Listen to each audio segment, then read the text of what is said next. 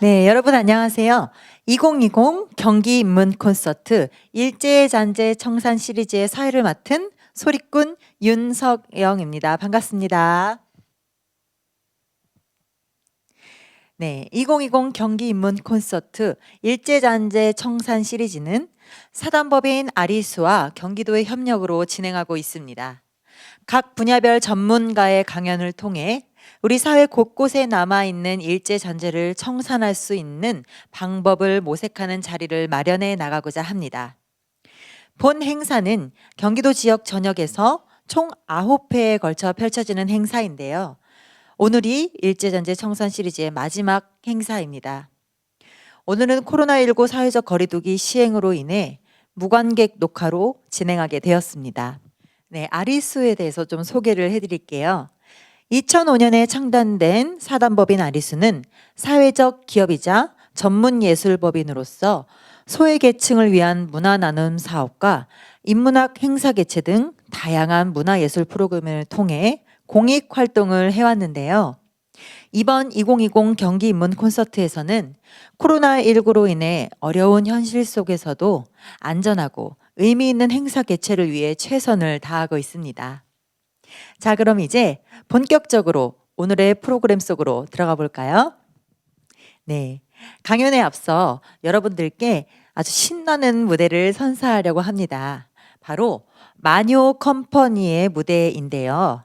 마녀 컴퍼니의 가수 김혜진 씨는 KBS 전국 노래자랑 대상을 수상하였고 21세기를 이끌 우수인 대통령상과 그리고 대구국악제 문화관광부 장관상을 수상한 아주 실력파 가수입니다.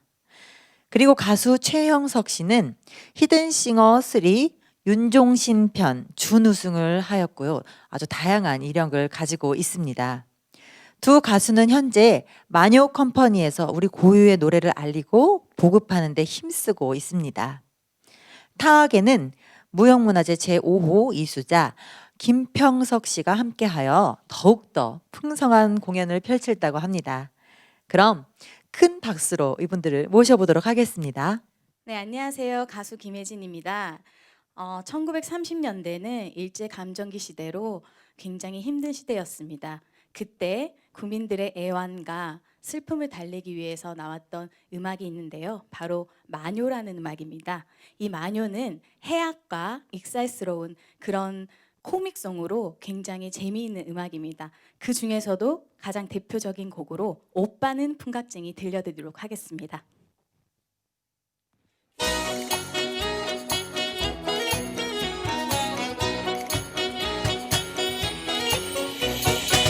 오빠는 풍각쟁이야 뭐 오빠는 심술쟁이야 뭐 난 몰라 내 반찬 다 뺏어 먹는 건 난 몰라 불고기 떡볶이는 혼자만 먹고 오이지 콩나물만 나한테 주고 오빠는 욕심쟁이 오빠는 심술쟁이 오빠는 깍쟁이야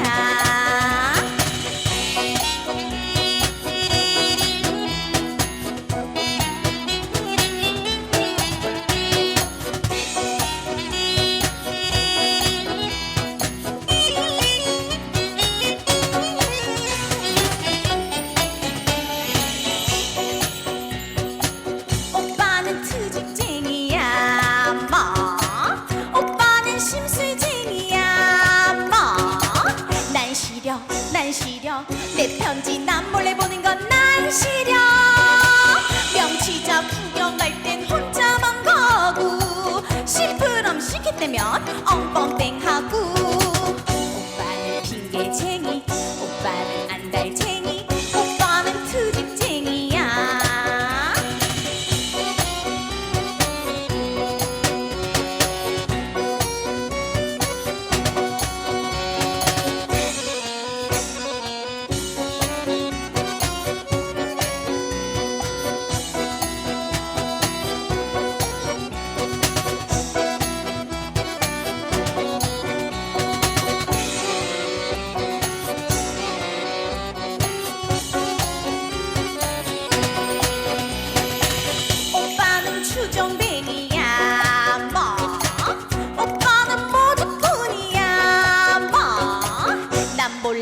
난 몰라 밤늦게 술 치우는 건 난 몰라 날마다 회사에선 지각만 하고 월급만 안 오른다고 짜증만 내고 오빠는 짜증쟁이 오빠는 꼬주쟁이 오빠는 대포쟁이야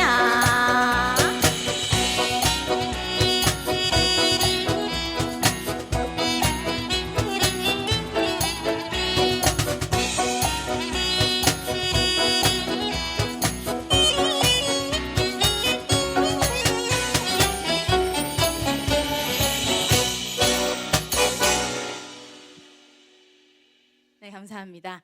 네, 다음 곡으로는 최형석 씨의 개고기 주사를 들려드릴 텐데요. 굉장히 재미있는 가사가 특징입니다. 여러분 좋으셨으면 좋아요와 구독 부탁드립니다. 감사합니다.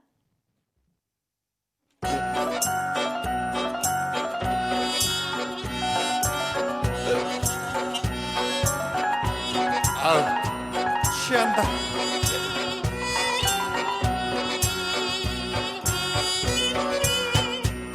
다 떨어진 중절 모자 빵꾸 난 땅꼬 바지 꽁초를 먹더라도 내 멋이야. 백더러 밥 달랬소 백더러 옷 달랬소 쓰디쓴 막걸리 남아 권하여 보았건디 이래봬도 종로에서는 개고기 주사 날 몰라 개고기 주사를 뭐야 이건.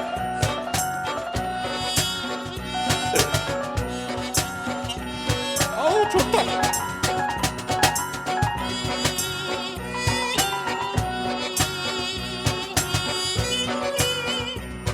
아 여름엔 통복 입고 겨울엔 하복 입고 옆으로 걸어가도 내 멋이야.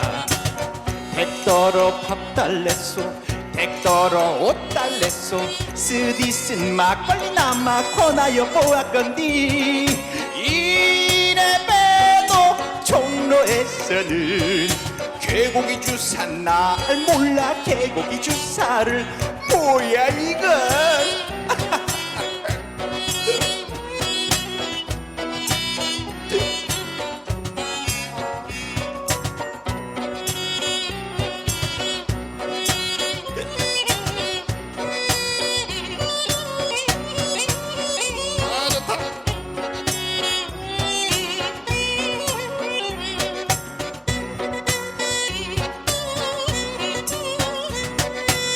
안경을 팔에 쓰고 냉수에 초쳐 먹고 해 뜨면 우산 써도 내 멋이야. 백더러 밥 달랬소 백더러 옷 달랬소 쓰디쓴 막걸리 남아 권하여 보았건디 이래봬도 종로에서는 개고기 주사 날 몰라 개고기 주사를 뭐야 이건.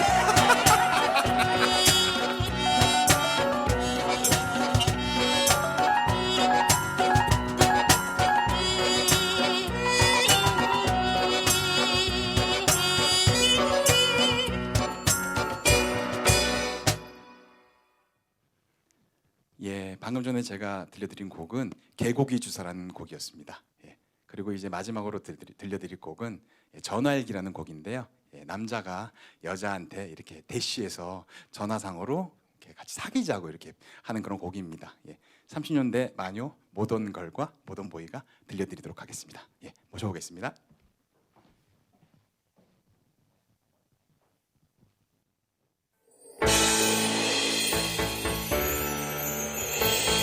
모시모시 아 모시모시 혼격구 후타센 나나야구 하지주야 빠요 헬로 헬로 당신이 청이시여 네네네 하디즈유 언니 어쩌녁 속달 편진 보셨을 테지요 아야까 공주 잘못 알고 불쏘시개 했군요 쩌응 I love you 아이고 기가 막혀 게라우 바이바이 아차차차차 저 끊지 말아요 초토마떼 끄는 시려 나는 몰라요.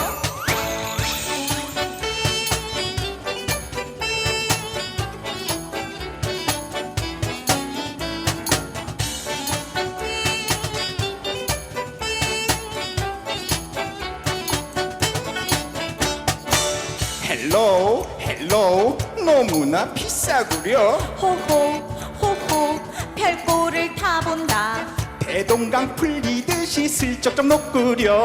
아 우거지 때 쓰지 마오 아이 능글능글해 저응 I love you. 아이고 기가 막혀 깨라 우빠이빠이 아차차차차 저저저 끊지 말아요. 저도 맞대. 끊으면 나는 시려 나는 몰라요.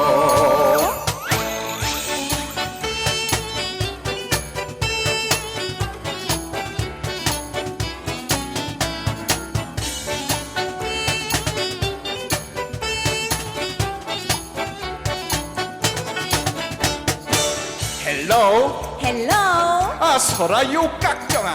네네네 왜 자꾸 보채우 청춘이 두 번 있나 너무나 도도해. 아 키를 쓰고 사랑해도 안 되는 걸 어떡해 저응 I love you. 영원히 사요나라 스미마생 와 빠이빠이 아차차차차 저저 끊지 말아요. 저도 맞대. 끊으면 나는 시려 나는 몰라요.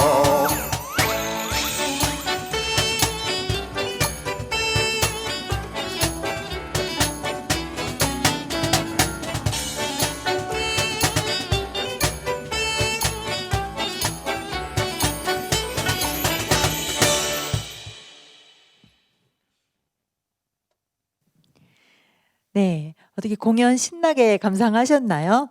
자, 그럼 이제 본격적으로 강연을 시작하려고 합니다. 해방 75주년을 맞이하고 있는 대한민국에서는 아직 일제 식민지 시대의 어두운 그림자가 적지 않게 남아 있습니다. 그동안 각계각층에서 일제 잔재를 청산하고 민족 의식을 고취하려는 노력을 많이 해왔지만 아직까지 만족할 만큼의 성과를 내지 못한 것이 아픈 현실인 것 같습니다.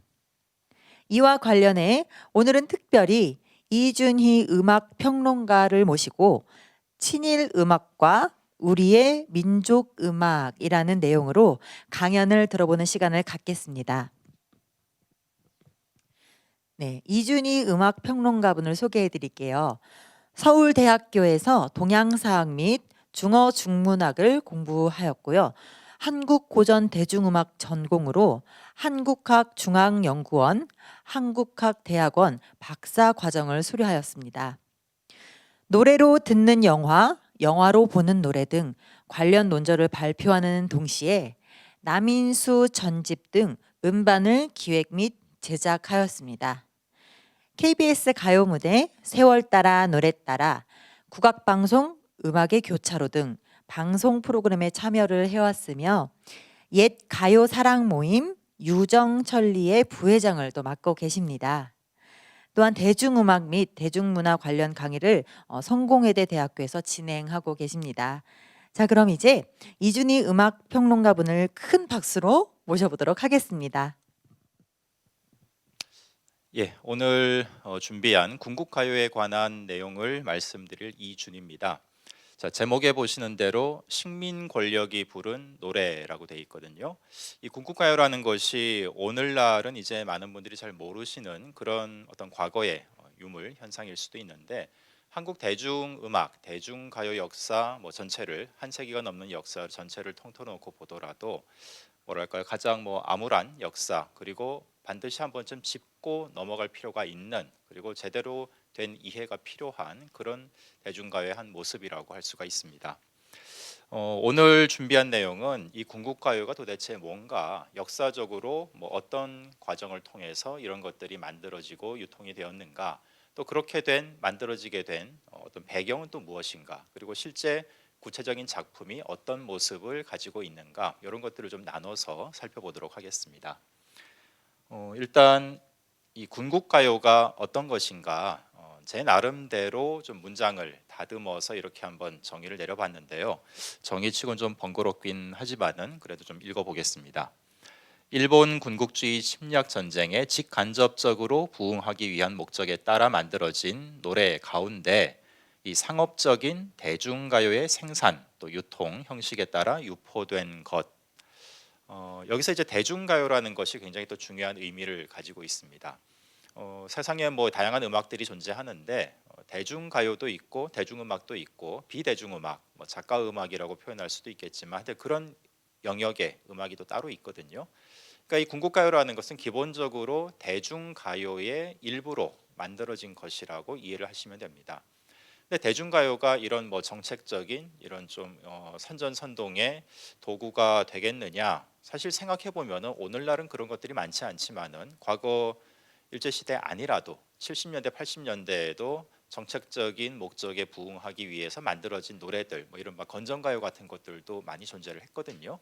그러니까 이런 일제 시대의 군국가요도 어쩌면은 그런 것과도 좀 상통하는 그런 영역이라고 볼 수가 있습니다. 자, 그러면 이제 역사적인 군국가요의 흐름을 한번 보도록 하죠. 일단 군국가요라는 것이 도대체 언제 처음 등장하기 시작했는가를 말씀을 드려야 될 텐데 바로 이 사건과 관련이 있습니다. 이게 1937년 매일신보 7월 9일자 기사인데요. 제 1면에 크게 났죠. 바로 일본군과 중국군이 북경 근교에서 총격전을 했다라는 우리가 이제 이른바 그 중일 전쟁에 시발이 된 사건을 노구교 사건이라고 얘기를 하는데요. 실제 여기 지도가 살짝 나와 있는데 여기에 노구교라는 지명 표기가 되어 있기도 합니다. 중일 전쟁이 1937년 7월 7일 공식적으로 발발을 하고 이후로 종전이 될 때까지 일본과 중국은 그야말로 이제 명운을 건 전면전을 펼치게 되고요. 사실 이 중일 전쟁 발발 이전에도 일본은 중국 침략을 오래전부터 단계적으로 펼쳐오긴 했었죠. 예컨대 1931년에 이른바 만주사변이 일어나기도 했고요. 그 밖에 뭐 이 도시들을 상해 같은 도시들을 공격을 하기도 했고, 근데 그 이전은 중국 정부와 일본 정부가 이제 전면전을 펼치는 시기는 아니었고, 이 37년 중일 전쟁 발발 이후에야 이제 조금 더 전시 상황이 복잡하게 전개가 됩니다. 일본 그러니까 우리 말고 그러니까 식민지 조선 말고 일본 본토에서는 일본 본토의 대중가요계에서는 사실 만주사변 발발 이후부터 이미 이런 전시 상황을 담아내는 대중가요, 그러니까 군국가요가 이미 많이 만들어지고 유통이 되고 있었습니다. 그 내용도 좀 이따 잠깐 볼 텐데요. 근데 식민지 조선에서는 우리가 수행하는 뭐 전쟁도 아니고 여기에 우리가 말려들 뭐 당시 대중들의 심정이 그렇지 않겠습니까? 말려들 이유가 없는 것이기 때문에 이런 전시 상황을 반영한 대중가요는 중일전쟁 발발 이전에는 존재하지 않았죠. 존재하지 않았는데 중일전쟁 발발 이후에는 분위기가 바뀌기 시작합니다. 아무래도 중국이라는 큰 나라를 상대로 전면전을 펼쳐야 되는 상황이기 때문에 후방의 전시 체제를 보다 확고하게 다잡을 필요가 있다라고 당시 뭐 일본의 또는 뭐 조선 총독부의 이제 고위 관료들은 당연히 판단을 했겠죠. 그 판단의 흔적들이 여러 군데서 보이고 있는데요. 자, 이거는 중일전쟁 발발 직후 37년 가을의 기사입니다. 딱 대중가요 관련 기사는 아닌데 시국 영화가 이제 스톱이다라는 제목을 달고 있고요. 여기서 내무성이라는 이 기관이 등장을 하는데 이건 조선 총독부의 기관이 아니라 일본 본토 정부의 내무성을 말하는 겁니다. 내무성에서 일찍부터 이미 이 기사가 뜨기 전부터 레코드 영화 업자들에게 이제 모아가지고 단속을 했다는 거죠.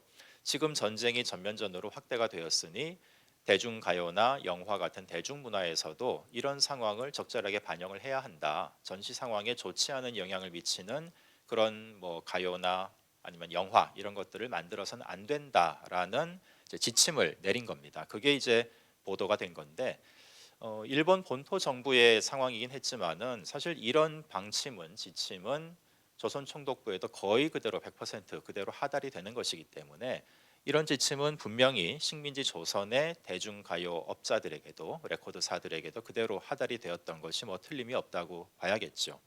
그래서 한편으로는 이렇게 정책 당국의 어떤 압력 이런 것들이 존재했고 또 다른 한 축에서는 이런 것도 확인이 됩니다. 이것도 역시 1937년 가을입니다. 9월 달의 기사인데요. 조선문예회에서 시국가요를 만들어서 시연회를 한다, 개최를 한다라는 기사입니다. 이게 조금 군국가요와 관련이 있기도 하면서 또 완전히 일치하는 건 아닌데요. 왜냐하면 이 조선문예회라는 단체의 성격 때문에 그렇습니다. 아까도 말씀드렸다시피 군국가요는 어쨌든 기본적으로 대중가요거든요. 대중가요의 생산 유통 방식을 따르는데 조선문예회라는 단체는 대중가요 만드는 대중음악가들의 단체가 아닙니다. 이 조선문예회는 이른바 문단 또 뭐 악단의 유명한 작가들 뭐 이름만 대면 다 알만한 분들이죠. 홍남파, 뭐 최남선, 이광수, 김옥 이런 분들이 여기에 참여를 하고 있었습니다. 그러니까 대중가요계보다는 우리가 뭐 교과서에서 보던 그런 유명 문단과 악단의 명사들이 사실은 한 발 더 앞장서서 이런 시국가요, 뭐 내용상으로는 군국가요와 진배가 없죠. 똑같은 곡들인데 이런 노래들을 먼저 앞장서서 만들기 시작을 했다는 겁니다. 근데 이런 조선문예회의 작품들은 발표회, 시연회를 통해서 세상에 나오긴 했지만은 대중가요가 아니기 때문에 음반에 수록이 되거나 한 경우는 많지는 않습니다. 근데 이제 그 된 것도 있기 때문에 그 실례를 조금 뒤에 있다가 보도록 하고요. 그래서 이런 두 가지 어떤 추동력, 그러니까 식민지 권력, 조선 총독부나 앞서서는 뭐 일본 정부의 방침, 그에 따른 뭐 지시 하달 이런 것들이 군국가요가 본격적으로 만들어지는 데에 작용을 분명히 했을 것이고 또 하나는 약간 그러니까 분야가 다르긴 하지만은 문화예술인들이 이런 작품을 실제 만들어야 된다는 분위기가 이런 조선문예회의 시연회 등을 통해서 조성이 되고도 있었고 이런 두 가지가 이제 대중가요계가 움직이도록 하는 데 영향을 미쳤다고 볼 수 있습니다. 그 결과 이제 실제로 군국가요가 작품으로 우리가 현재까지도 들을 수 있는 작품으로 등장을 하게 되는데요. 1937년 11월 신보부터 군국가요가 처음 등장을 합니다. 이 당시에 이 식민지 조선에는 일본에 본사를 둔 음반 회사들이 서울에 지점을 설치하고 이제 음반 제작도 하고 영업도 하고 있었는데 이른바 5대 음반 회사라고 얘기를 합니다. 그 중에 이제 두 군데를 보시고 계신데요. 왼쪽에는 오케 레코드의 이 음반 딱지이고 오른쪽은 콜롬비아 레코드의 음반 딱지입니다. 한 곡을 일단 먼저 들어보고 또 말씀을 이어가 보도록 하죠. 왼쪽에 있는 오케 레코드의 1937년 최초의 군국가요 동방의 용사라는 곡을 잠깐 듣겠습니다.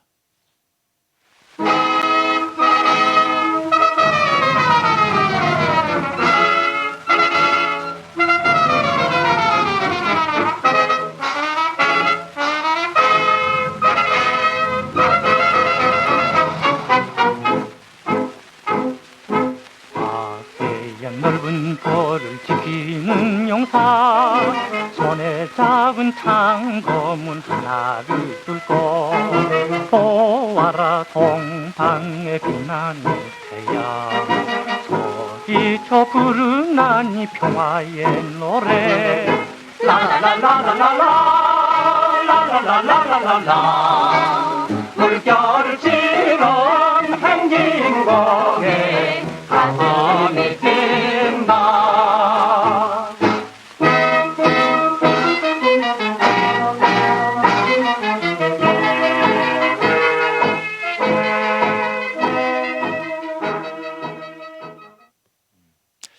뭐 대략 이런 노래입니다. 사실 이 곡은 자료가 발굴된 지가 그렇게 오래되지 않았거든요.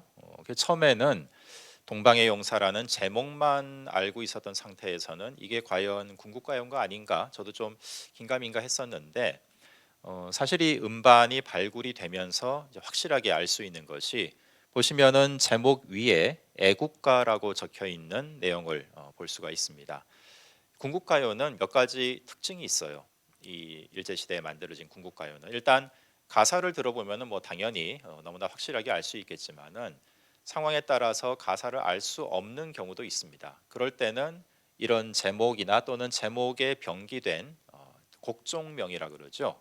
일종의 뭐 장르 표기일 수도 있는데 그거를 보면은 좀 더 확실하게 알 수가 있습니다. 애국가, 뭐 시국가, 개병가 이런 식으로 일반 대중가요 같으면은 저 애국가가 붙어 있는 자리에 뭐 유행가 이런 식의 신민요 유행가 뭐 이런 식의 표기가 등장을 하는데 그게 아닌 뭔가 하여튼 이른바 그야말로 시국을 반영하고 있는 그런 명칭이 독특하게 등장을 한다면은 그건 뭐 100% 궁극가요라고 봐도 무리가 없습니다. 애국가로 표기된 동방의 용사를 일단 먼저 들어보셨고요.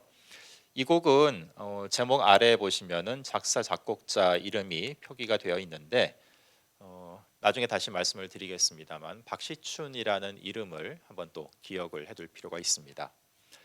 그 다음에 오른쪽에 있는 곡으로 좀 넘어가 보도록 하죠. 이 곡은 다른 음반 회사에서 같은 시기에 발표된 곡입니다. 콜롬비아 레코드에서 발표된 종군 간호부의 노래입니다. 뭐 이거는 사실 제목만 보더라도 들어보지 않아도 확실하게 알 수 있는 작품이고요. 더군다나 제목 위에 표기되어 있는 시국가라는 곡종 표기를 봐도 너무나 뚜렷하게 나타나게 돼 있고 또 제목 아래 보시면은 조선문예회 작품이라고 적혀 있는 걸 또 볼 수가 있습니다. 아까 좀 전에 봤던 바로 그 조선문예회의 시국가요 시연회 때 발표가 먼저 됐던 곡입니다. 종군 간호부의 노래. 이게 이제 몇 달 뒤에 음반으로도 이렇게 발매가 된 건데요. 작사자가 앞서 말씀드렸던 그 조선문예의 멤버 중에 한 사람으로 되어 있죠. 김옥 작사 작시로 표기가 되어 있습니다. 자, 그럼 이 종군 간호부의 노래도 1절만 한번 들어보도록 하겠습니다.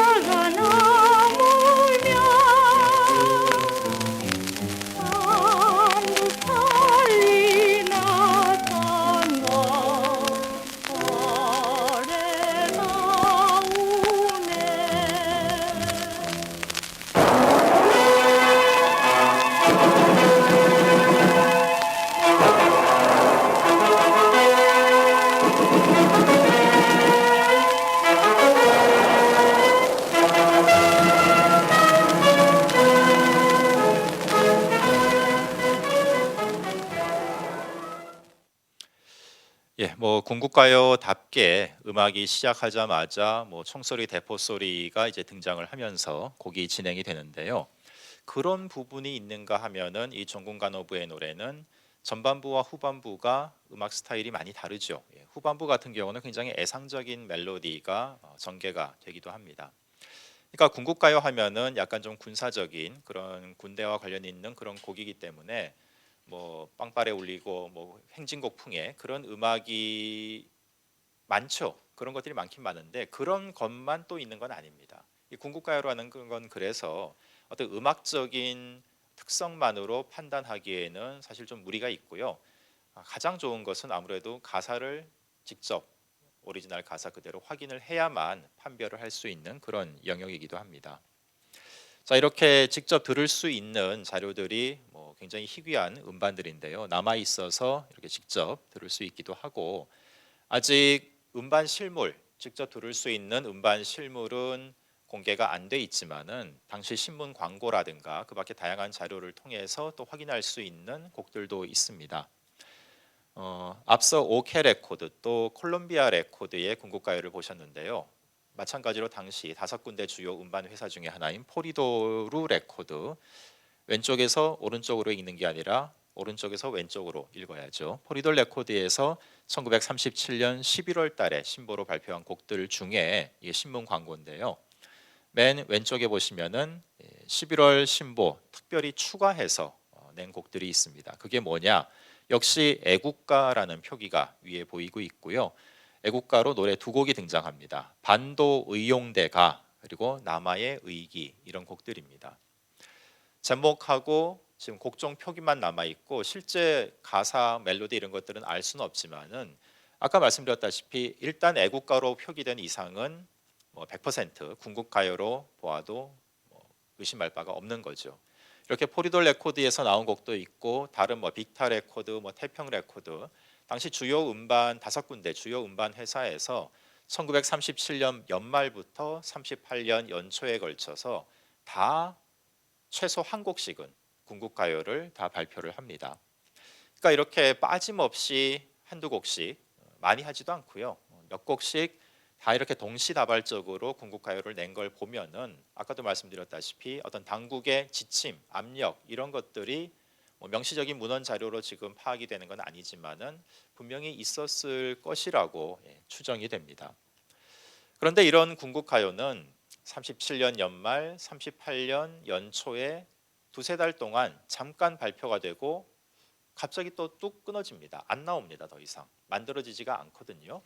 왜 그랬을까? 근데 이제 그 왜 그랬을까의 답을 찾을 수 있는 역시 명시적인 자료는 없지만은 일종의 좀 추정을 가능케 하는 그런 자료는 또 확인이 됩니다.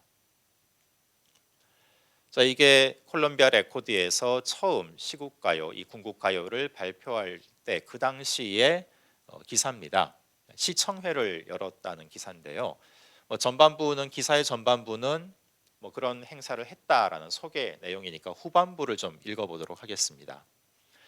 이 종류의 시국가가 동경에서는 벌써 그 수를 헤아리지 못하도록 많이 나왔는데 그 많은 레코드의 가위 전부가 곡의 군사적인 것을 주안으로 한 만큼 근본의 콜롬비아 조선어 반도 곡이 지나치게 군순한, 그러니까 군사적인 그런 좀 이 내용을 담고 있다는 거죠. 할 것을 어찌할 수 없었다. 그러니까 일본 같은 경우는 이미 궁극가요가 엄청나게 지금 쏟아져 나온 상황이었고요. 만주사변 이후로 그런 일본 궁극가요의 어떤 스타일이 딱 있다는 거죠. 뭐 우리가 생각하는 군가 스타일로 보시면 되는데요. 그런 상황을 얘기를 하고 있습니다. 이렇게 단조로운 곡과 가사가 유행가로서의 결과를 나타내리라고는 단언할 수가 없으나 좌우간 시국의 진전 여하에 따라서 당분간은 이런 유행가가 많이 대량으로 나올 것은 뭐 사실이므로 뭐 이런 기사가 쭉 이어지고 있는데 바로 이 지점이 중요합니다. 그러니까 이 궁극가요는 결국은 다시 한번 말씀드리지만은 대중가요의 생산, 유통 시스템을 취해서 노래가 발표가 되는데 결국 그러면은 궁극가요가 상업적으로 대중가요로서 성공을 하기 위해서는 대중들이 선택을 해야죠. 그냥 발표만 떡 해놓고 그걸로 끝, 이게 아니라 대중들이 선택을 해야 되고 대중의 선택이라는 것은 결국 음반을 구매를 하는 행위로 이어져야만 실질적으로 의미가 있습니다. 그런데 이 기사에서도 우려라면 우려겠죠. 왜냐하면은 이미 틀이 잡혀 있는 군국가요의 그 스타일, 군가 스타일이 너무나 좀 단조롭다는 거죠. 가사도 그렇고 곡조도 그렇고 천편일률적인 모습이 있기 때문에 대중들이 얼마나 여기에 호응을 보일지는 좀 미지수다, 알 수 없다라는 그런 이제 기사 내용이 있습니다. 실제로 지금 준비된 기사는 아닙니다만은 당시 잡지에 음반 회사 관계자들의 좌담회 같은 게 열리고 그 지면으로 실은 것이 남아 있는데요. 거기를 보더라도 비슷한 내용이 있습니다. 사람들이 안 좋아한다는 거죠. 근데 뭐 그 당시 대중이나 오늘날 대중이나 사실 큰 차이가 없습니다. 대중의 심리, 정서라는 것은 내가 듣고 싶은 노래를 찾아 듣는 것이지 주위에서 뭐 정부에서 어디에서 학교에서 들으라고 하는 노래를 음반을 구매를 하진 않거든요. 그러니까 이 대중가요는 그런 면에서 이런 정책적인 수단에 동원이 되는 데에 사실 한계가 좀 있기도 하고, 물론 과거 역사를 보면은 이런 정책적인 의도가 어느 정도 직간접적으로 담긴 노래들이 상업적으로 반드시 그럼 실패를 했느냐, 또 그렇지는 않습니다. 예컨대 50 시절의 대한민국 같은 경우는 분명히 어떤 그 건전가요로서의 정책적인 내용을 담고 있는 곡임에도 불구하고 상업적으로도 뭐 그게 이제 어떤 그 정책적인 지원 때문이었다고 볼 수도 있겠지만 어쨌든 결과적으로 상업적으로도 크게 성공을 거둔 곡이죠. 근데 이 당시 그런 예도 있긴 합니다만은 이 1937년 말 38년 초에 나왔던 제 1차 시기, 첫 번째 시기의 군국가요는 상업적으로는 이제 완전히 실패하고만 그런 결과로 가게 됩니다. 그러니까 뭐 아무리 조선총독부의 정책적인 입김이 작용을 한다고 해도 음반회사 입장에서는 아직은 할 말이 있는 거죠. 아니 만들라고 해서 이렇게 열심히 만들어 놨는데 보세요, 안 팔리지 않습니까? 대중들이 선택을 안 하지 않습니까? 뭐 그렇다면은 조선총독부 입장에서도 우리가 사서 배포를 할게라고 하든가 아니면은 아직까지는 그렇게까지 손해를 감수하면서까지 이런 노래를 계속 만들어라라고 강하게 요구하기는 좀 어려웠다는 거죠. 아마도 그래서 다른 어떤 자료가 나오기 전까지는 이런 대중음악으로서의 실패, 판매량이 생각만큼 나오지 않은 그런 이유 때문에 군국가요가 더 이상 만들어지지 않았다고 보는 것이 뭐 충분히 근거를 가지고 있다 보겠습니다. 그렇다면은 일단 중일전쟁 발발을 했고 군국가요가 나왔는데 상업적으로 큰 반응을 얻지를 못하고 그런 상황이 그래서 만들어지지도 않고 그런 상황이 계속 지속이 되느냐? 그렇다면 군국가요라는 것이 뭐 사실상 그냥 사라지고 말았느냐? 또 그건 아니죠. 조선어로 된 한국어로 한국인 대중가요 작가들이 만든 군국가요는 당분간은 이제 안 나오게 되지만은 그 시기에 라디오라든가 뭐 아니면 학교 교육을 통해서 군국가요는 훨씬 더 가열차게 더 보급이 됩니다. 근데 어떤 노래냐? 바로 이런 곡이죠. 아마 1930년대 중반 이후에 출생하신 분들, 지금 그러니까 뭐 연세가 이제 80 넘으신 그런 분들은 거의 100% 이런 노래들을 다 기억하고 계실 겁니다. 오른쪽에 보이는 게 일본에서 발표된 군국가요죠. 로에이노 우타, 노영의 가라는 그런 노래고요. 또 오른쪽에 보시면은 역시 군국가요, 대표적인 일본 군국가요 애국 행진곡이라는 노래입니다.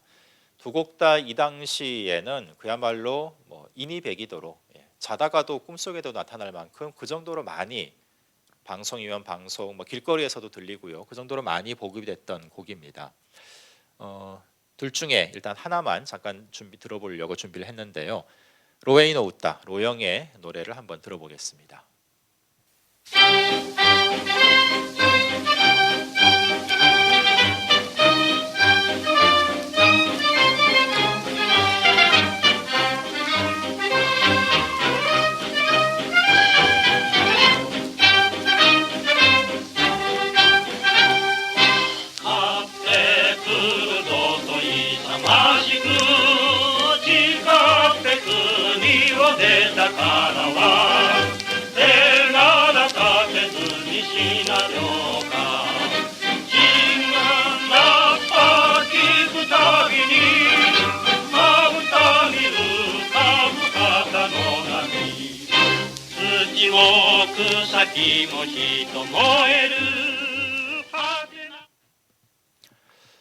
예, 정말 유명한 곡이거든요. 사실 이 자리에 지금 앞에 계신 분들은 대부분 이제 젊은 분들이라서 유명하다고 하는데 뭐가 유명하다는 건 잘 모르실 수도 있지만은 정말로 일제 시대를 잠깐이라도, 그러니까 1930년대 중반 이후에 태어나신 분들은 다 아는 곡입니다. 그리고 심지어는 방금 들어본 이 노영의 야영이란 뜻이죠. 이 노래는 1950년대 뭐 중후반까지도, 그러니까 해방이 되고도 10년 훌쩍 지난 그 뒤시기에까지도 굉장히 많이 불렸던 곡이라고 합니다. 뭐 어떤 증언을, 복수의 증언을 청취를 했냐면은 어릴 적에 동네 뒷골목에서 애들끼리 막 뛰어놀고 뭐 고무줄도 하고 이럴 적에 이 노래를 그때까지도 부르고 있었다는 거예요, 아이들이. 근데 물론 뭐 일본어 뜻도 모르고 모르는 50년대 아이들이면은 해방 이후에 태어난 분들인데 뭐 어디선가 하여튼 들었던 거죠, 계속. 그래서 뜻도 모르고 가사도 뭐 엉터리 가사입니다만은 뭐 갓댐 구르마통 누가 돌렸나 이런 식으로 이상하게 노래 가사 바꿔 부르기, 노가바로 해서 이 노래를 계속 불렀다는 겁니다. 생각해 보면은 6.25 때 좀 다른 경우긴 합니다만 6.25 때 만들어진 그 전우야 잘 자라, 전우의 시체를 넘고 넘어하는 그 노래도 저 같은 경우도 그 노래가 만들어진 한참 뒤에 태어난 뭐 연령이긴 합니다만 70년대생이긴 합니다만은 80년대 골목에서 뛰어놀 적에 역시 비슷한 케이스로 전우야 잘 자라 이 노래를 부르면서 뭐 고무줄 놀이를 하고 이랬던 기억이 있거든요. 그러니까 같은 비슷한 예라고 볼 수가 있죠. 여하튼 이렇게까지 한참 뒤에까지 아이들에게까지 영향을 미쳤다는 것은 이런 궁극가요가 1930년대 중후반 당시에 식민지 조선에서도 얼마나 정책적으로 보급이 많이 되었던가 이런 것들을 짐작해 하는 예입니다. 그리고 이 당시 일본에서 만들어진 궁극가요가 뭐 다 그런 건 아닌데요. 굉장히 특징적인 것이 지금 예로 띄워놓은 두 곡은 마찬가지인데 가수가 독창을, 한 사람이 독창을 하는 게 아니라 여러 가수들이 단체로 재창 형식으로 녹음을 하는 경우들이 굉장히 많습니다. 그리고 여기에 참여하는 가수들 이름, 예컨대 노영의 노래 같으면은 뭐 중야 충청, 뭐 송평황, 이등구남 등등 당시 일본의 톱 가수, 인기 가수들이 다 참여를 한 거죠. 그러니까 이 당시 일본 대중음악계는 뭐 여기에 곡을 쓰고 가사를 뭐 쓰고 노래를 부르고 한 사람들이 특별히 어떤 궁극의 이념이 있어서 이런 데 참여를 했다기보다는 당시 대중음악계가 그야말로 총동원 체제니까요. 아무도 여기에서는 열애가 될 수 없었던 상황이 이런 음반에도 반영이 되어 있습니다. 애국 행진곡도 이제 오늘은 뭐 음악을 준비하진 않았는데 굉장히 유명한 노래죠. 심지어 이 음반은 보시는 바와 같이 일장기가 딱 가운데 위에 그려져 있고 그 옆에는 이제 벚꽃, 사쿠라가 장식을 하고 있고 이런 식으로 도안에서도 디자인에서도 궁극가요로서의 정체성을 굉장히 뚜렷하게 보이고 있기도 합니다.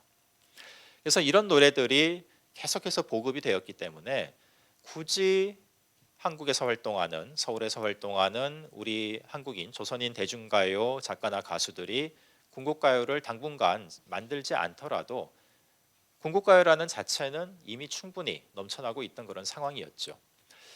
그래서 이런 상황이 몇 년간 계속 지속이 됩니다. 그러니까 한국어로 만들어진 궁극가요가 본격적으로 등장하는 것은 1942년부터거든요. 그러니까 지금 37년, 38년 연초에 일단 끊긴 뒤에 38년, 9년, 40년, 41년까지는 이렇다 할 궁극가요가 사실 잘 안 보입니다. 근데 뭐 100% 다 그랬던 건 아니고요. 일부 예외가 또 있긴 있는데 그게 바로 이제 이 곡입니다. 지원병의 어머니라는 노래이고요. 아까 1942년 넘어가서야 궁극가요가 본격적으로 양산이 된다 말씀을 드렸는데 이게 바로 예외입니다. 이 곡은 1941년에 발표가 됐거든요. 근데 예외라는 면에서 또 좀 거론할 것이 있는 게 이 노래는 작곡자 이름이 지금 고화정남, 그러니까 고가마사오라는 일본 작곡가가 만든 건데 일본 작곡가가 한국인 가수를 위해서 만든 곡이냐? 당연히 그렇진 않죠. 이 노래는 번안곡입니다.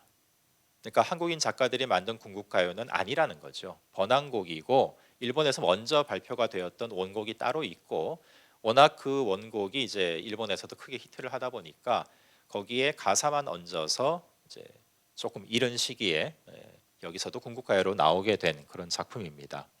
자, 그럼 지원병의 어머니로 좀 1절만 들어보도록 하겠습니다.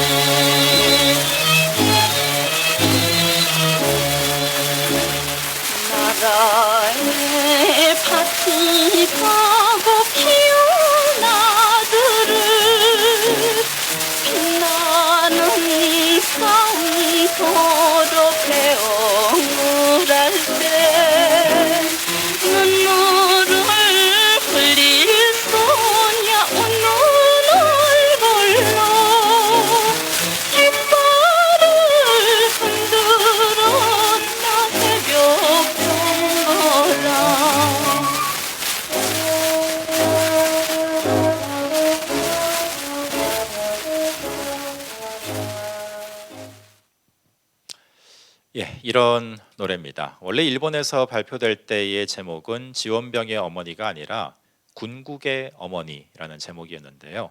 이게 지원병의 어머니로 바뀐 데에는 당연히 이유가 있죠.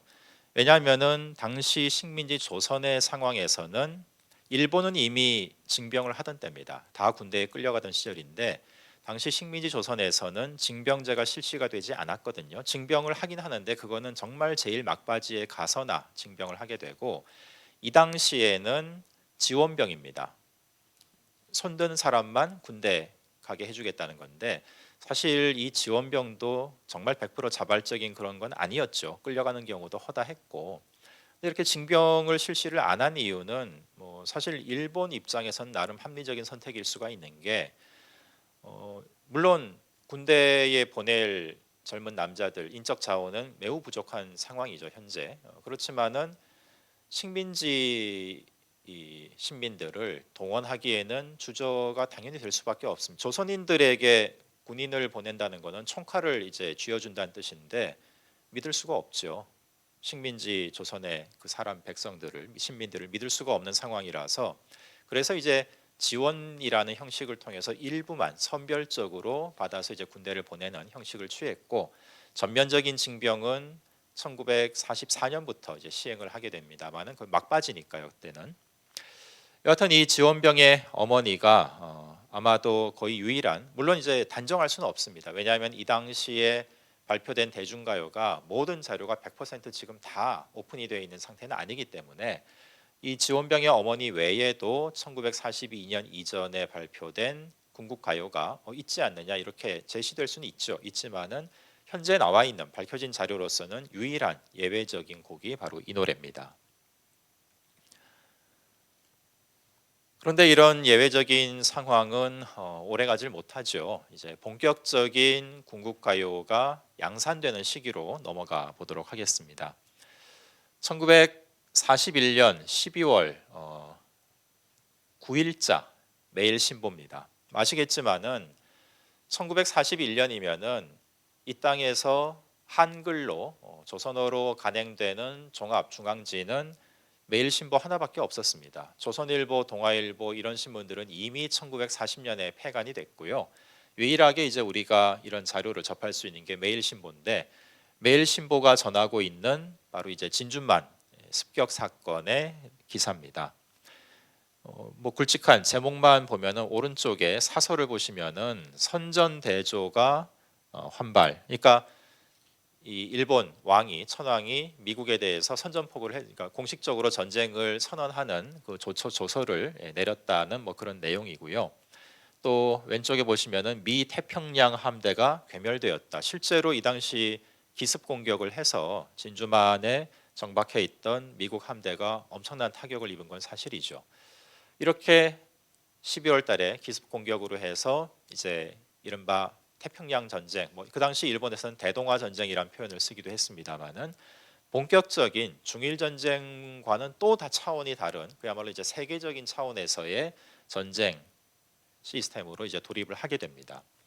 이렇게 되면서 당연히 그 전과는 비교할 수 없을 만큼 한층 더 강화된 총력전 체제, 전시 체제로 갈 수밖에 없는 거고요. 아마도 그런 것이 바로 영향을 미쳤던 것 같습니다. 그래서 해가 바뀌자마자 1942년도에 들어서는 이제 군국가요가 본격적으로 많이 등장을 하게 됩니다. 자, 이게 42년도에 발표된 그런 대표적인 이 밖에도 굉장히 많이 있는데요. 그 중에서 이제 대표적인 예를 두 곡을 들어봤습니다. 오케 레코드는 아까부터 초창기부터 지금까지 아까 그 지원병의 어머니부터 해가지고 계속해서 이 군국가요 음반이 나오게 되는데 사실 이유가 있습니다. 그건 좀 이따 다시 한번 말씀을 드리도록 하고요. 그 밖에 앞서는 자료가 아직 확보된 게 없어서 공개된 것이 없어서 말씀을 못 드렸는데 또 다른 그 5대 음반 회사 중에 하나죠. 태평 레코드에서도 이런 전선의 달 이런 곡들이 군국가요로 발표된 것을 확인할 수 있습니다.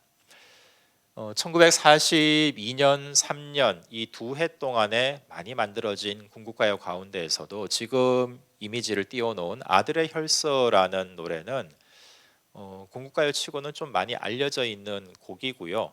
근데 이게 많이 알려져 있는 이유는 사실 이 당시 상황도 상황이지만은 한참 뒤에 이 노래는 6.25 때도 많이 불렸습니다. 그리고 심지어는 가사가 이 궁극가요 가사 그대로 쓴 건 아니지만 약간 이 개변이 되긴 했지만은 1960년대 초에, 그러니까 처음 발표되고 나서 한 20년쯤 지난 시기에도 음반으로 제작된 예가 확인될 만큼 조금 독특한 케이스인데요. 여하튼 이 아들의 혈서, 가장 대표적인 궁극가요를 또 잠깐 들어보죠.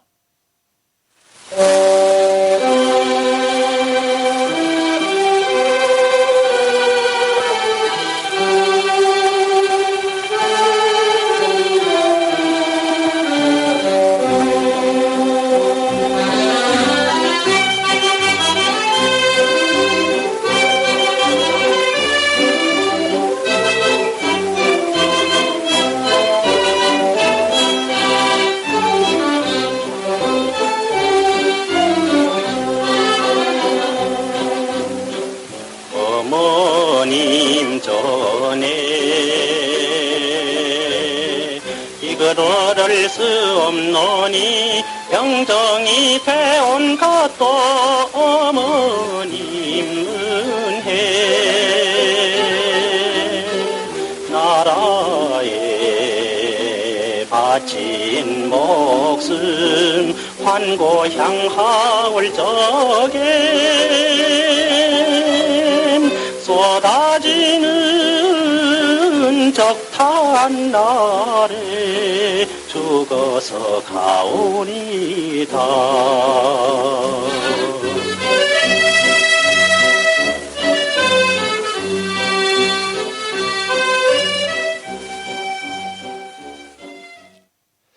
예, 이 노래가 이 당시에 이렇게 궁극가요로 발표가 됐다가 아까도 말씀드렸지만은 가사를 살짝 바꿔서 예컨대 뭐 일장기가 나온다 가사에 그러면은 태극기로 바꾸고 뭐 이런 식으로 해서 6.25 때에도 꽤 많이 불렸던 흔치 않은 궁극가요 중에 하나입니다.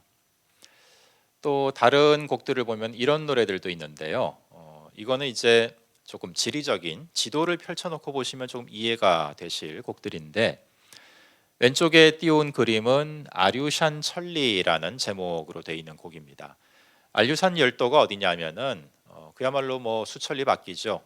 그 캄차카 반도 옆으로, 그러니까 알래스카 쪽으로 쭉 점점이 놓여 있는 섬들이 있습니다. 이게 바로 알류산 열도인데 미국 땅이거든요. 뭐 지금도 그렇고. 근데 일본이 점령을 했습니다. 그러니까 진주만 하와이는 점령을 한 게 아니라 이제 한번 공격만 때린 거죠. 근데 2차 세계대전 태평양 전쟁 당시에 일본이 깃발을 꽂은 유일한 미국 영토가 바로 알류산 열도입니다. 그러니까 여기를 점령했을 적에 이 홍보용으로는 정말 의미가 있기 때문에 굉장히 이제 보도도 많이 되고 했고요. 그게 이렇게 노래에도 반영이 돼 있습니다. 그래서 북쪽으로는 알류산 열도까지 치고 올라갔고 그런가 하면 남쪽으로는 이제 오른쪽에 보시는 바와 같이 적도통신이라는 노래가 궁극가요가 또 나왔거든요. 이른바 남양군도 또 조금 이 서쪽으로 가면은 버마까지도 일본군이 뻗어갔기 때문에 북쪽으로는 알류산 열도까지 갔고 남쪽으로는 적도까지 밀고 내려간 그런 전시 상황이 이런 당시 발표된 궁극가요에 이렇게 묘사가 돼 있는 것이죠. 이 중에서 이제 적도통신이라는 아직까지 공개된 바가 없는 음원인데요. 이걸 한번 들어보도록 하겠습니다.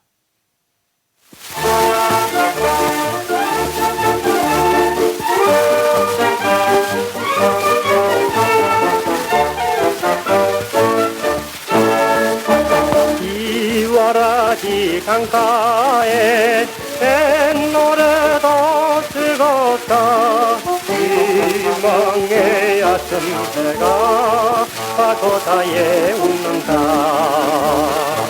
이루마루트에 도라고 몰아가면 귀걸이 한 나가시 옷을 들고 선지한다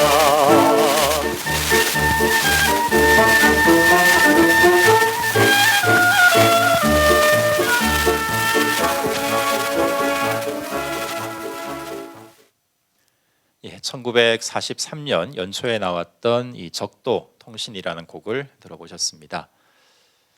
그 다음 소개해드릴 노래는 들을 수는 없습니다. 아직까지 음반 자료가 공개되진 않았는데 굉장히 좀 의미 있는, 궁극가요로서 의미가 있다면 별로 좋은 얘기는 아니죠. 곡을 준비를 했는데요. 하나는 우리는 제국 군인이라는 제목입니다. 왼쪽에 악보가 제시되어 있고요. 또 오른쪽에 보시면은 어머니의 기원이라는 노래도 또 이렇게 만들어졌습니다. 두 곡 다 음반으로 발매는 됐는데 아직까지 뭐 어디 숨어 있는지 판이 지금 발견은 안 되고 있고요. 이렇게 악보만 확인을 할 수 있습니다.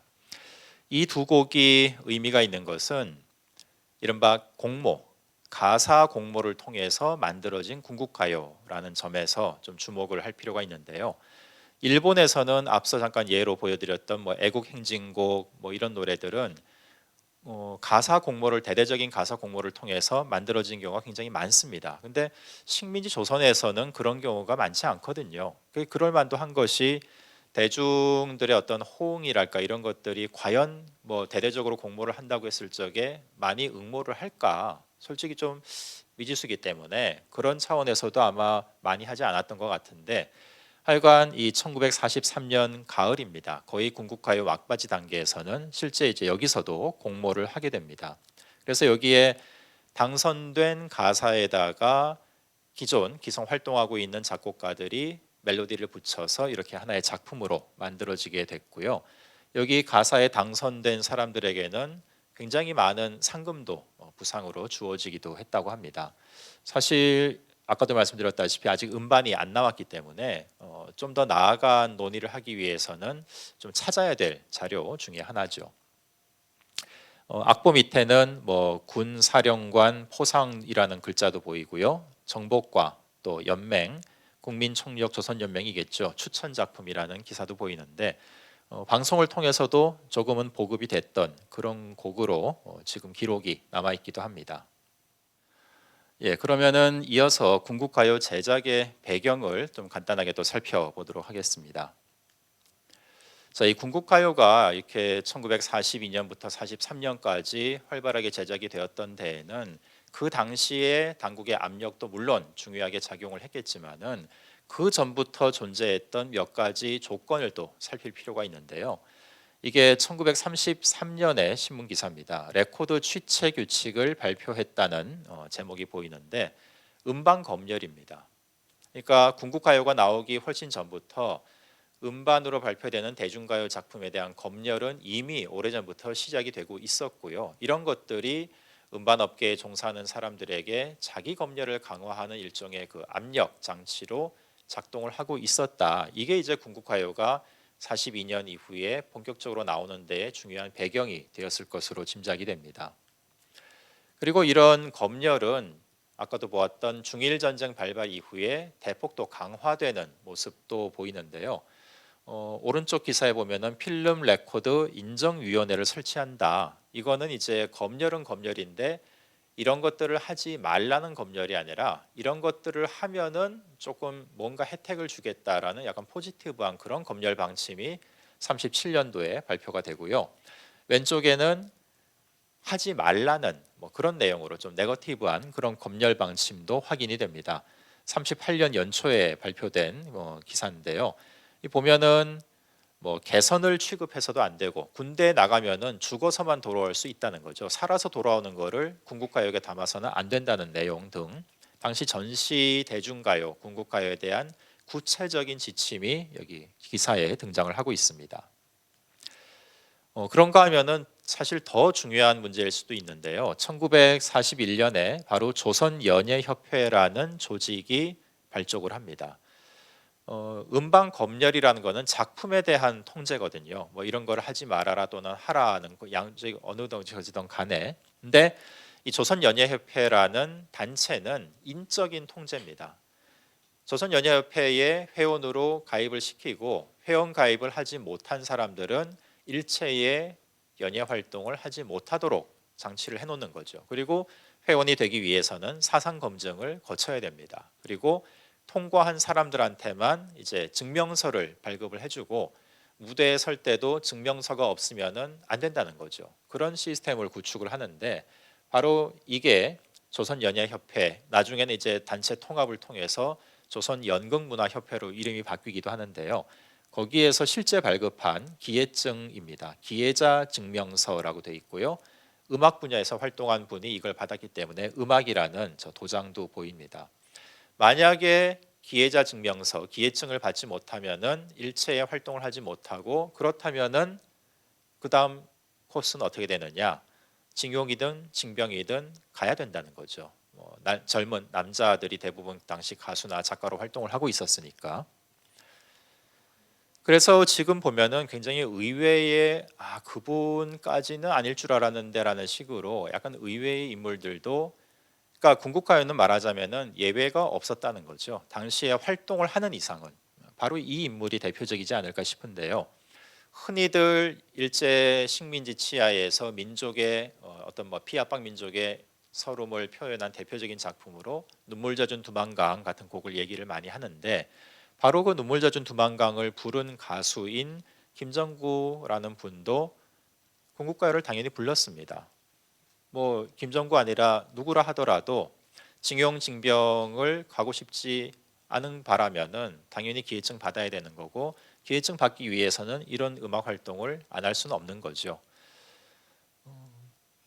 그래서 이 아세아의 합창이라는, 가사 굳이 보지 않더라도 제목만 보더라도 약간 그런 궁극가요라는, 아세아라는 단어가 가지고 있는 그 당시 상황에서의 의미를 생각하면 충분히 궁극가요로 짐작할 수 있는 그런 곡이었고요. 자, 이제 마지막으로 궁극가요를 가사 내용에 따라서 대충 좀 다 우리가 지금 이 작품들을 확인할 수는 없기 때문에 대표적인 사례만 몇 가지 보도록 하겠습니다. 자, 일단은 정말 누가 뭐래도 궁극가요인 그런 굉장히 노골적인 표현 수위를 가지고 있는 작품들이 있습니다. 대표적으로 1943년 연말 다 돼서 발표된 2500만 감격이라는 노래가 있는데요. 이 곡은 지금 가사지를 보시면 아시겠습니다만은 1절, 2절은 조선어로 돼 있고 우리말로 부르고, 마지막 3절은 아예 일본어로 가사가 작성이 돼 있습니다. 남인수, 이난영이라는 당대 최고의 인기 가수가 함께 이제 부르는 주거니 받거니 하는 형식으로 노래가 취입이 됐고, 작사가, 작곡가, 가수는 물론이고요. 당시 한국의 대중가요계를 대표하는 사람들이 완전히 이제 다 참여를 했다고 볼 수 있죠. 그리고 또 이 가사지 사진을 보시는 대로 이미지만 보더라도 궁극가요라는 것을 다 알 수가 있는 그런 디자인을 취하고 있기도 합니다. 2500만 감격이라는 게 무슨 뜻이냐? 당시 조선 팔도의 인구가 대략 2500만이고요. 왜 그럼 2500만의 조선인들이 감격을 했느냐? 징병제가 이때 1943년에 이제 실시하겠다라고 발표가 됩니다. 거기에 감격한 나머지 이런 노래를 만들었다는 취지인데, 사실 이거는 당시 대중들의 감정과는, 일상적인 감성과는 너무나 동떨어진 내용이죠. 그러니까 궁극가요라는 건 대부분 이렇게 당시 대중들의, 그러니까 대중가요라는 게 사랑, 이별, 눈물이 많은 이유가 그게 일상적인 대중의 감성이고, 거기에서 내가 위안받고자 하는 욕망이 담겨 있는 것이기도 하고, 이런 게 대중가요인데, 궁극가요는 대중가요이긴 하지만은, 대중가요의 일부이긴 하지만은 그런 대중의 심리와는 전혀 맞지 않는 굉장히 좀 변태스러운 대중가요라는 겁니다. 이런 것도 있고요. 노골적인 확실한 궁극가요도 있고, 그런가 하면은 좀 애매한 경우들도 있습니다. 이게 대표적으로 그런 거론되는 곡인데요. 목단강 편지라는 노래인데, 이제 음악은 지금 아직 준비가 안 됐습니다만 가사를 보시면은 2절에 오빠라고 부릅니다. 선생님이 되옵소서. 사나이 가는 길이 가시밭길 넘고 넘어 난초 피는 만주 땅에 흙이 되소서. 이런 가사가 있는데요. 만주 땅에 흙이 되라는 얘기가, 이게 이렇게 보면은 이런 것 같고 저렇게 보면 저런 것 같고 약간 이중적인 의미로 해석이 가능하다는 게 이제 문제인 거죠. 궁극가요일 것이다라고 잡고 이렇게 해석을 하면은 만주에 가서 개척 이민으로 실제로 많이 갔으니까 왕도 낙토를 건설하는데 미랄이 되라는 얘기처럼 들릴 수도 있고, 아니면 또 만주라는 곳이 굉장히 이중적인 것이, 이 당시 40년대면은 거의 사라지긴 했지만은 이른바 독립군들의 근거지이기도 했거든요, 과거에. 그래서 그런 식으로 해석을 하면은 만주 땅의 흙이 되라는 게 조금은 긍정적으로 또 해석의 여지도 있고, 뭐 모르겠습니다. 이런 경우는 단정하긴 힘들죠. 그래서 목단강 편지 같은 이런 좀 여지가 있는 작품들은 궁극가요로 일단은 좀 판단은 안 하는 편입니다. 앞서 보았던 2,500만 감격 같은 경우는 뭐 아무런 여지가 없는 궁극가요가 분명하고요. 그런가 하면은 또 궁극가요가 아닌데도 궁극가요인 것처럼 좀 오해를 샀던 곡도 있습니다. 대표적으로 바로 이 노래를 들 수 있는데요. 1939년에 발표된 노래입니다. 그러니까 조선에서는 궁극가요가 만들어지지 않던 때에 나온 노래인데, 일제시대에 발표된 대중가요 제목에 왜 감격이라는 단어가 등장을 하느냐, 이런 이제 의문이 제기되면서 한때 이것도 궁극가요 아니냐 좀 오해를 사기도 했던 노래인데, 감격시대 같은 노래는 궁극가요와는 전혀 관계가 없는 일부 평론가들이 제대로 공부를 안 하고 잘못 좀 헛다리 짚은 예라고 볼 수가 있습니다. 자, 이런 궁극가요에 대해서는 아직도 찾아내야 되는 자료들이 많이 있긴 한데요. 그럼에도 불구하고 1차적인 정리는 어느 정도 현재 되어는 있습니다. 크게 봐서 이제 두 가지 차원으로 정리가 됐는데, 하나는 민간 연구기관이죠. 민족문제연구소에서 친일인명 사전 편찬 작업을 진행을 하면서 이런 궁극가요 관련 인물들에 대해서도 조사를 한번 했고, 비슷한 시기에 정부 조사기구인 그 친일 반민족 행위 진상규명위원회에서도 비슷한 작업을 진행을 했는데 결과는 조금 다릅니다. 친일인명 사전에는 궁극가요 관련된 인물들을 대부분 등재를 했는데, 진상조사위원회에서 결과 보고서를 낸 데에는 지금 보시는 이 3명만이 이름이 거론이 됐습니다. 궁극가요 관련해서 3명이 누구냐? 맨 왼쪽에 기타를 잡고 있는 분이 작곡가 박시춘, 그리고 오른쪽에 있는 분이 작사가 조명암, 그리고 가운데 있는 분은 작사가도 아니고 작곡가도 아니고 그럼 가수냐? 가수도 아닙니다. 이분은 오케 레코드의 실질적인 운영자였던 이철, 그러니까 음반 기획자로서 등재가 된 겁니다. 박시춘, 조명암은 사실 당시 활동하던 작가들 중에서 대중 이 궁극가요를 가장 많이 만든 걸로 지금 확인되는 작가들입니다. 특히 조명암 같은 경우는 전체 확인되는 궁극가요 작품의 대략 한 3분의 2 정도를 혼자 다 썼을 만큼 압도적인 작품량을 확인할 수 있는 경우고요. 좀 다른 얘기긴 합니다만은 해방 이후에는 조명암은 또 북으로 가서 북한에서도 비중이 있는 작가로 또 활동을 합니다. 90년대 초에 세상을 떠나는데 그때까지 북한에서도 굉장히 대우를 받는 작가로 활동을 하게 됩니다.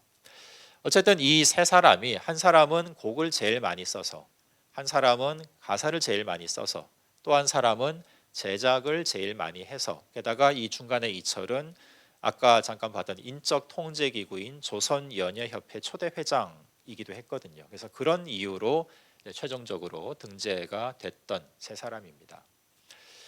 궁극가요에 대한 역사적인 평가는 어느 정도의 기초적인 자료조사는 이제 이런 식으로 되어 있는데, 사실은 아직도 찾아야 할 그런 자료들도 많이 있고요. 또 자료 확인과는 별개로 평가라는 영역에서는 사실 또 고려해야 될 부분도 아직 좀 많이 있습니다. 그래서 마지막으로는 좀 짧지만은 영상을 하나, 구술 영상을 하나 보여드리도록 하겠습니다. 그때 마침 일본이 개전을 했거든요.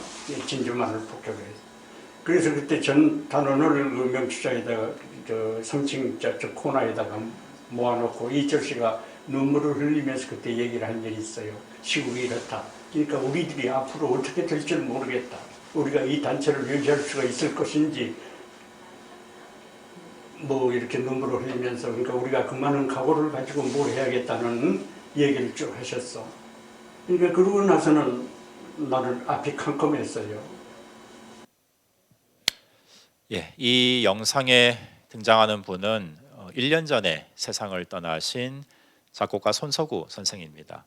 이분이 이 당시 1941년 진주만 폭격 당시에 오케 레코드의 기타리스트로 활동을 하고 있었는데 지금 들으신 대로 이철 사장이 조선연예협회 회장이 전체 이 연주자들 뭐 단원들을 다 모아가지고 큰일이 났다. 이전과는 차원이 다른 또 다른 세상이 지금 펼쳐질 것 같은데 이 상황에서 우리가 어떻게 될지는 나도 잘 모르겠다. 그러니까 우리가 제대로 활동을 하기 위해서는 하여튼 각오를 단단히 가져야겠다. 뭐 이런 취지로 눈물을 흘리면서 얘기를 했다는 거죠. 이 직후에 손석구 선생은 음악 활동을 그만둡니다. 아예 낙향을 해버립니다. 그래서 궁극가요와는 무관한 분이 됐고요. 하지만 음악 활동을 하지 못했죠. 근데 다른 분들, 다른 선택지가 없어서 계속 가수나 작가로 연주가로 활동을 한 분들은 예외 없이 궁극가요와 직간접적으로 다 관련을 맺을 수밖에 없게 됩니다. 그리고 이렇게 눈물을 흘리면서 단원들에 대한 걱정을 했던 이철은 해방되기 1년 전에 갑작스러운 병으로 또 세상을 떠나게 되고요. 당시 상황에 대해서 뭐 역사적인 평가는 당연히 필요한데 그 평가가 제대로 알아보지도 않고 쉽게 그냥 진짜 두부모 자르듯이 이렇게 할 수 있는 평가는 사실 아니라는 점을 이제 말씀을 드리고 싶은 거죠. 궁극가요도 평가를 나름대로는 할 수 있겠지만은 드리고 싶은 말씀은 일단 들어보고 알아보고 나서 당시 상황이나 작품 자체의 내용을 알아보고 나서 평가를 해도 늦지 않다는 겁니다. 그래서 저는 저대로 이제 앞으로 자료들을 계속 더 발굴을 할 거고요. 오늘 이 내용을 들으신 분들도 조금은 더 관심을 가져주시면서 궁극가요를 한번 접해보시면 좋겠다는 생각이 듭니다. 예, 여기서 이제 마치도록 하겠습니다. 네, 오늘 강연 말씀 정말 감사드립니다. 네, 이제 질의를 좀 해보려고 하는데요. 친일 행적이 드러나는 음악가의 곡 중에서 안익태 선생의 애국가도 포함이 되는 것 같습니다. 애국가를 다시 만들거나 또 부르는 일에 대해서는 어떻게 생각하시는지요? 예, 뭐 보도도 많이 되고 해서 많은 분들이 아실 텐데 안익태라는 인물이 친일이라기보다는 친나치죠. 독일에서 활동한 게 좀 많이 문제가 되고 있는데요. 여하튼 그 안익태가 만든 애국가를 우리가 계속 불러야 되느냐. 근데 이게 참 모르겠습니다. 이거는 뭐 판단의 문제이긴 한데요. 평가의 문제이긴 한데 안익태가 애국가를 만든 것도 팩트고 지금 애국가가 대한민국 국가로 불리고 있는 것도 팩트고 두 가지만 연결지어 보면은 문제가 있는 거로 말할 수도 있지만은 안익태가 애국가를 만들었다 해도 대한민국 70년 넘는 역사가 전개되는 동안 그 노래를 뭐 처음에는 몰랐겠지만은 어쨌든 불러온 사람들은 대한민국 국민이거든요. 대중들이거든요. 그렇게 본다면 그건 안익태만의 노래로 볼 수 없는 측면도 있습니다. 그래서 어느 쪽에 더 무게중심을 두느냐에 따라 달라질 문제라고 보는데요. 이건 제 사견. 저는 문제가 있다는 안익태라는 작가가 문제가 있다는 것만 확실하게 인지를 하고 있다면은 애국가는 뭐 지금처럼 계속 부른다 해도 큰 문제는 되지 않겠느냐. 제 생각은 그렇습니다. 이렇게 질의응답까지 이렇게 좋은 말씀, 좋은 의견 주셔서 감사합니다. 이렇게 해서 오늘의 강연은 여기서 마치도록 하겠습니다. 감사합니다. 네, 오늘 강연 내용을 듣다 보니 일제 청산까지는 정말 많은 시간과 그리고 노력이 필요할 것 같다는 생각이 들었는데요. 그래도 지치지 않고 꾸준히 노력해 나가는 게 더욱더 중요하지 않을까 하는 생각 또한 들었습니다. 그런 면에서 사단법인 아리수와 경기도의 협력으로 진행하는 2020 경기 입문 콘서트 일제 잔재 청산 시리즈는 우리가 생활 속에서 일제 잔재를 청산할 수 있는 동기를 부여하는 아주 좋은 프로그램이 아닐까 하는데요. 이러한 노력이 조금씩 쌓여서 우리 사회가 더 힘있고 또 밝아지는 계기를 마련했으면 합니다. 자, 이제 안타깝게도 오늘의 프로그램을 끝마쳐야 할 것 같은데요. 지금까지 총 9회에 걸쳐 펼쳐졌던 일제잔재 청산 시리즈에 막을 내려야 할 것 같습니다. 코로나19의 상황 속에서도 비대면이지만 이렇게나마 여러분들을 찾아뵐 수 있어서 정말 영광이었고 오늘 이렇게 귀한 시간 내어서 시청해 주신 모든 분들께 진심으로 감사드립니다. 감기 조심하시고 반갑게 다시 또 만날 날을 기약하겠습니다. 그럼 안녕히 계십시오.